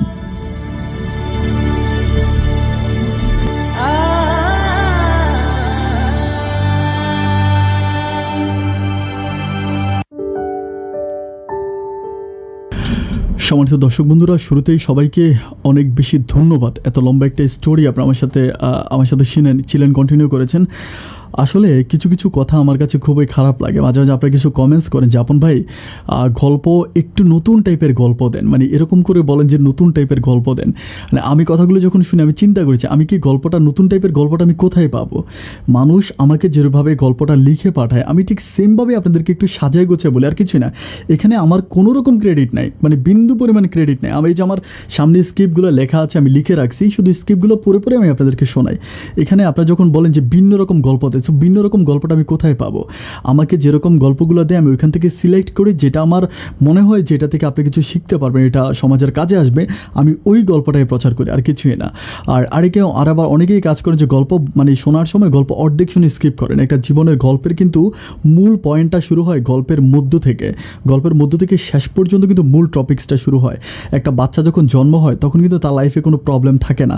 বাচ্চাটা যখন বড় হয়, বিয়ে শাদী করে, সংসার জীবনে পৌঁছায়, সে বড় হয়, তখন কিন্তু তার জীবনে প্রবলেম হয়। তো বাচ্চার গল্প যদি আপনি বাচ্চা পর্যন্ত শুনে স্টপ করে দেন তাহলে তো আর আপনার বাচ্চার জীবনে গল্পটা কোনো মর্মে বুঝলেন না। সো গল্প শুনতে হবে শুরু থেকে শেষ পর্যন্ত, তাহলেই হয়তো গল্পের মর্ম আপনি বুঝতে পারবেন।